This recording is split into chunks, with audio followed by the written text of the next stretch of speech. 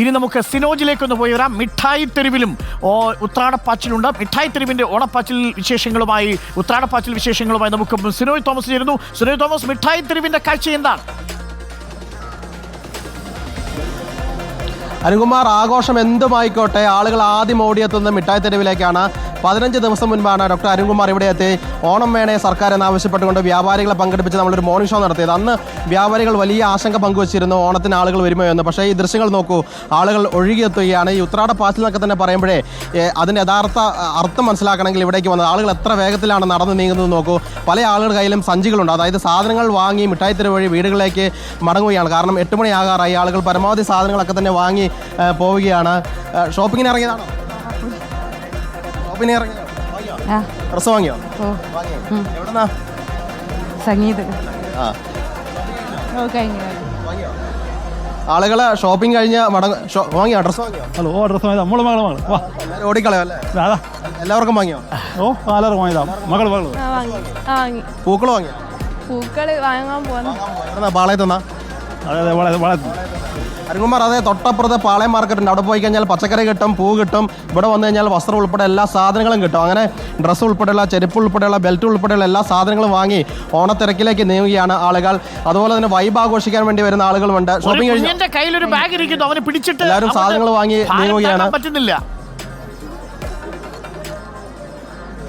അതെ അതെ അതെ, വലിയ വലിയ സഞ്ചികളും കവറുകളൊക്കെ ഉള്ള ആളുകളൊക്കെ തന്നെ നടന്ന് നീങ്ങുന്നുണ്ട്. ഡ്രസ്സ് വാങ്ങിയോ? വാങ്ങി. എന്തൊക്കെയാ വാങ്ങിയത്? ഇത് ടീഷർട്ടുകളാ. കുറഞ്ഞ വിലക്ക് കൂടുതൽ. യെസ്, അതെ. സ്ഥലം എവിടെയാ? സ്ഥലം കൊടുവള്ളി. മിഠായി തെരുവ് സെലക്ട് ചെയ്തത് ഈ ഡ്രസ്സ് വാങ്ങാൻ വേണ്ടി തന്നെയാണോ? അല്ല, ഇവിടെ വെറുതെ വന്നേരം വൈബും കൂടെ കാണാനല്ലേ? യെസ്. വൈബ് എങ്ങനെ? അടിപൊളി. അടിപൊളി അല്ലേ? കുറേ അവിടെ നിൽക്കുക. ടാറ്റ വന്നിട്ട് പോവാണോ? എവിടെന്നാ വരുന്നത്? ഞാൻ ഇവിടെ തന്നെ വെള്ളിമാട് വന്നു.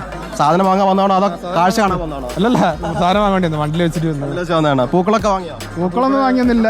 എന്താ സാധനം? 2 ലുങ്കി വാങ്ങിയത്. ലുങ്കിയുടെ കളർ കാണിച്ചു. ബ്ലാക്ക് ആണല്ലേ? ഇപ്പൊ ഇതൊക്കെയാണല്ലോ ട്രെൻഡ്. ട്രെൻഡ് അനുസരിച്ച് കറുത്ത ലുങ്കി വാങ്ങി പോവാണ്. കൊടുവള്ളിയാണ് സ്ഥലം അല്ലേ? വെള്ളിമാട്. അതെ, കോഴിക്കോട്ടുകാരാണ് അധികം ആളുകൾ മിഠായി തെരുവിലേക്ക് വന്നുകൊണ്ടിരിക്കുന്നത്. ട്രെൻഡ് അനുസരിച്ച് ലുങ്കി വാങ്ങുന്നവരുണ്ട്, ഒപ്പം തന്നെ വൈബ് ആഘോഷിക്കാൻ വേണ്ടി വരുന്ന ആളുകളുണ്ട്. ഡ്രസ്സ് വാങ്ങിയോ? ഡ്രസ്സുകൾ എവിടെ വരുന്നത്? ഞങ്ങള് കാലിക്കറ്റ് പന്തിരാങ്കാവ്. ഒന്നും കാണുന്നില്ലല്ലോ കയ്യിലൊന്നും. വാങ്ങാൻ വരിക, പർച്ചേസിംഗിലേക്ക് വന്നേ ഉള്ളൂ. ഡ്രസ്സ് വാങ്ങാണ്ട്, നമുക്ക് പൂവ് വാങ്ങാണ്ട്, ഒരുപാട് സാധനങ്ങൾ വാങ്ങാണ്ട്. രാത്രി വൈകി വരുന്നതിന്റെ കൂട്ടൻസ് എന്താണ്? രാത്രി ഇപ്പൊ നമുക്ക് ഓഫീസ് വർക്ക് കഴിഞ്ഞിട്ട് വരിക. ജോലി കഴിഞ്ഞ് വന്നിട്ട് ഇപ്പോൾ സാധാരണ ഈ പൂക്കളൊക്കെ വാങ്ങാൻ വരുന്നത് ചില ആളുകൾ രാത്രി വരും. കാരണം വിറ്റ് പോകാത്ത പൂവേണ്ട കുറഞ്ഞ പൈസ കിട്ടും. അങ്ങനെയുണ്ട്. രാത്രി ഒരു കുറഞ്ഞ വിലക്ക് അങ്ങനെ ലക്ഷ്യമുണ്ടല്ലോ. പിന്നെ അരുങ്ങുമ്പോൾ അതൊരു സീക്രട്ട് ആട്ടോ. അതായത് പാളയത്തൊക്കെ പോവാണെങ്കിൽ രാത്രി വൈകി കഴിഞ്ഞാലേ വില കുറച്ച് പൂ കിട്ടും. കാരണം വിറ്റ് പോകാത്ത പൂവുണ്ടോ? രാത്രി 10 മണിക്ക് ശേഷം നമുക്ക് പൂവൊക്കെ എടുക്കാൻ വേണ്ടി ഇവിടെ പോയിട്ടുണ്ടെങ്കിൽ നമുക്ക് സാധാ അതിന് മുമ്പ് അവർ വെക്കുന്ന റേറ്റിനെക്കാട്ട് കുറച്ച് കൂടുതൽ ക്വാണ്ടിറ്റി കിട്ടും. ക്വാണ്ടിറ്റി കുറച്ച് വാരിയിട്ട് നമുക്ക് പൂക്കളം വലുതാക്കാം. അതായത് 100-ന് ഇപ്പൊ അവര് വെക്കുന്ന പൂവ് നമുക്ക് 200 രൂപയ്ക്ക് കിട്ടേണ്ട മുതൽ 100 രൂപയ്ക്ക് കിട്ടും. അതായത് നാളെ തിരുവോണമാണ്, പൂവാണെങ്കിൽ ചേഞ്ച് പോകും. നാളെ കഴിഞ്ഞാൽ പിന്നെ വിറ്റും പോകത്തില്ല. അതുകൊണ്ട് പരമാവധി വിറ്റഴിക്കാൻ കച്ചവടക്കാർ നോക്കും. അതെ. മാക്സിമം നമുക്ക് ആ സമയമാകുമ്പോൾ രാത്രി ശേഷം ഒരു 8 മണി 9 മണിക്ക് ശേഷം വന്നിട്ടുണ്ടെങ്കിൽ ഇവിടെ കച്ചവടം കുറച്ചുകൂടി അടിപൊളി. അപ്പൊ ആഘോഷിക്കട്ടെ. ഹാപ്പി ഓണം കേട്ടോ. സത്യം എപ്പോഴാ റിപ്പോർട്ട് ചെയ്യുക? ഇത് ലൈവാണ്, അറിഞ്ഞില്ല. ഇത് എപ്പോഴാ റിപ്പോർട്ട് ചെയ്യുന്നത്? ലൈവായിരുന്നു. കൈവിട്ടു പോയി, പറഞ്ഞ കാര്യമില്ല. പറഞ്ഞതൊക്കെ ആകാശത്തേക്ക് പോയി കഴിഞ്ഞിരിക്കുകയാണ്. അതുപോലെ നിരവധി ആളുകളാണ് ഈ നടന്നു നീങ്ങുന്നത്. ചാലയിലും അതേപോലെ വലിയ തിരക്കുണ്ടെന്ന് തോന്നുന്നു. നമുക്കൊപ്പം അർച്ചന രവീന്ദ്രൻ കാസർഗോഡും ഇക്ബാൽ അറയ്ക്കൽ വാണിയംകുളത്തുമുണ്ട്. നമുക്ക് ഈ കാഴ്ചകളിലേക്കൊക്കെ വളരെ വേഗം എത്താം. പ്രിയപ്പെട്ടവരെ, മനോഹരമായ ഉത്രാടസന്ധ്യയിൽ ഉത്രാടപ്പൂനിലാവിൽ മനോഹരമായ ഉത്രാടപ്പാച്ചിലിന്റെ കാഴ്ചകളുമായി നമ്മളുടെ വാർത്തായാത്ര തുടരുകയാണ്. റിപ്പോർട്ടർ ഓണം. ഓക്സിജനിൽ 5 ദിന ഓണം മഹാവിൽപ്പന. പ്രോഡക്റ്റുകൾ പകുതി വിലയിൽ വരെ വിറ്റഴിക്കുന്നു. പ്രിയപ്പെട്ടവരെ, മനോഹരമായ ഉത്രാടസന്ധ്യയിൽ ഉത്രാടപ്പാച്ചിലിന്റെ കാഴ്ചകളുമായി റിപ്പോർട്ടർ ഓണം തുടരുകയാണ്. നമുക്കൊപ്പം അഞ്ജന അനിൽകുമാർ കൂടി ചേരുന്നു. അഞ്ജന അനിൽകുമാർ, ഒരുപാട് പ്രേക്ഷകർ അഞ്ജനെ തിരക്കുന്നുണ്ട്. അഞ്ജനയുടെ കട്ട ഫാനായി എന്നൊക്കെ ചില പ്രേക്ഷകർ മെസ്സേജ് അയക്കുന്നു. അഞ്ജന, ചാലക്കമ്പോളത്തിൽ നിന്നുള്ള വിശേഷങ്ങൾ പറയൂ.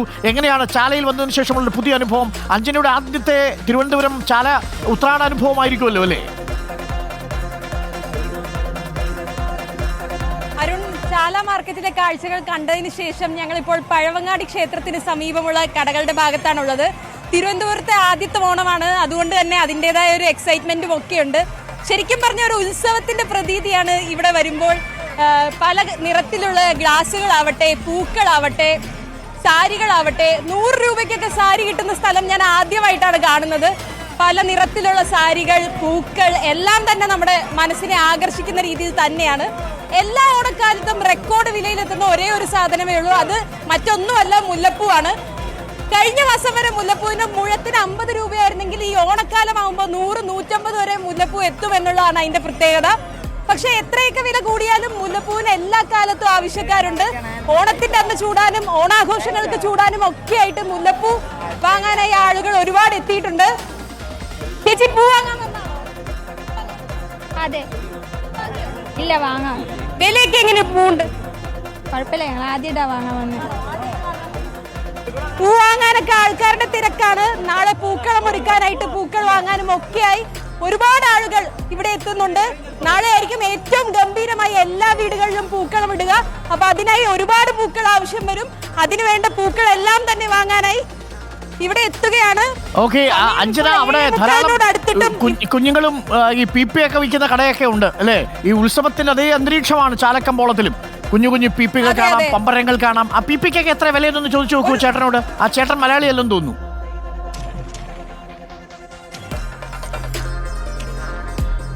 PP कितना है? 30 രൂപയാണ് അരുൺ PP ക്കൊക്കെ വില. PP മാത്രമല്ല, പല നിറത്തിലുള്ള കുട്ടികളെ ആകർഷിക്കുന്ന ഒരുപാട് സാധനങ്ങൾ ഇവിടെയുണ്ട്.